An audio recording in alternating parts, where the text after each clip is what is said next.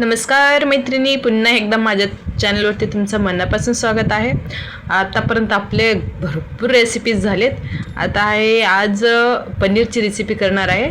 Please चॅनलवरती नवीन असेल तर चॅनल सबस्क्राईब करा, जेणेकरून माझ्या रेसिपी तुमच्यापर्यंत पोचतील. तर हे 200 ग्रॅम पनीर आहे.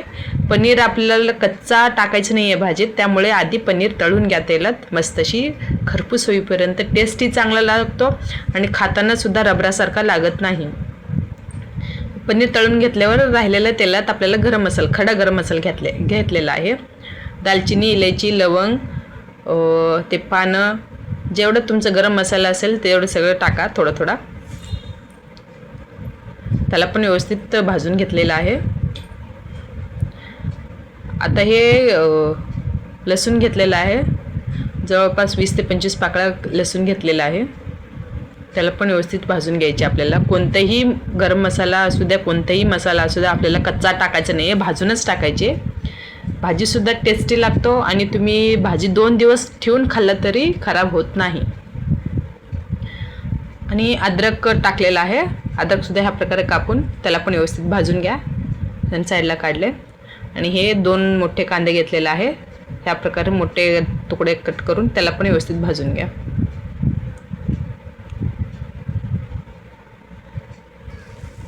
आणि हे 3 ते 4 टोमॅटो घेतलेला आहे.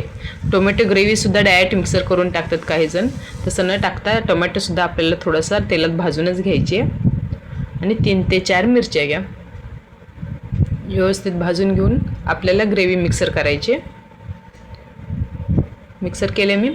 आता ह्याला फोडणीची तयारी करूयात.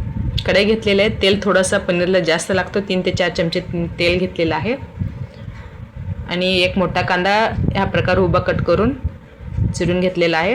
आणि हे शिमला मिरची आहे. हे ऑप्शनल आहे. जर तुम्हाला टाकायचं असेल, आवडत असेल तर शिमला मिरची टाकू शकता, नाहीतरी टाकलं नाही तरी चालतो. व्हिडिओ बघता बघता एक लाईक ठोका, मला पण छान वाटेल. कारण व्हिडिओ पूर्ण बघता लाईक करायचं विसरून जाता. आणि जे आपण ग्रेव्ही केला होता ते ग्रेव्ही टाकूयात.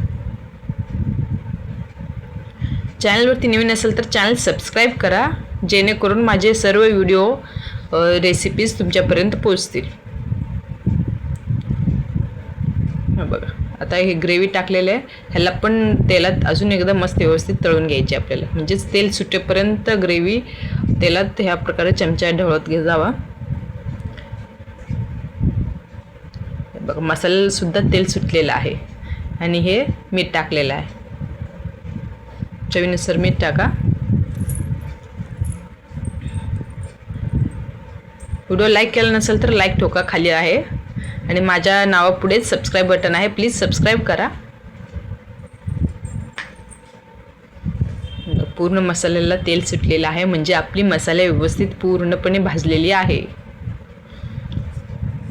आणि हे मटर आहे.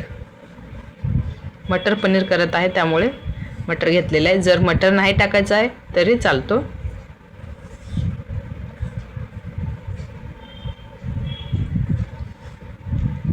मटर नंतरनं नाही टाकायचं आहे, मसाल्यातच टाकून ह्याला जवळपास एक 5 ते 7 मिनिटं वाफून घ्यायचे आपल्याला. म्हणजेच मसाल्यातच शिजू दे त्याला.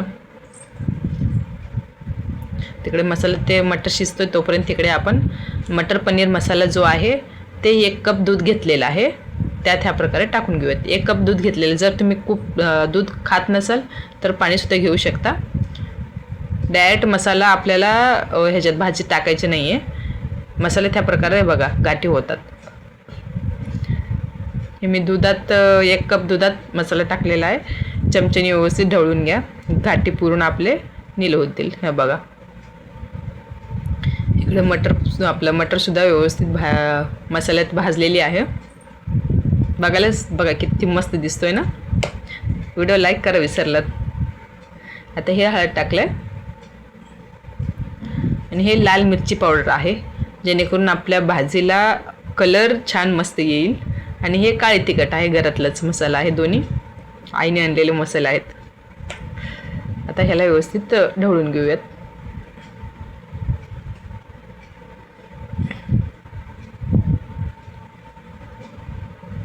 पूर्ण तिखटसुद्धा टाकल्यावर एक 2 ते 3 मिनिटे व्यवस्थित त्याला पण शिजू द्या मसाल्यात. एक नंबर, कलरसुद्धा एक नंबर येतो आणि टेस्ट पण छान लागतो. आणि जे आता दुधात आपण मसाला टाकलं होतं ते ह्यात टाकायचं आहे.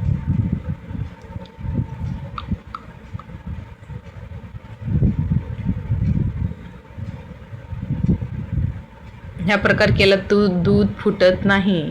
काही जणांचा पनीर करताना दूध टाकले की दूध फुटतो. त्यामुळे आपल्याला आधीच मसाला वगैरे सगळे व्यवस्थित मस्त भाजून घेऊनच करायची.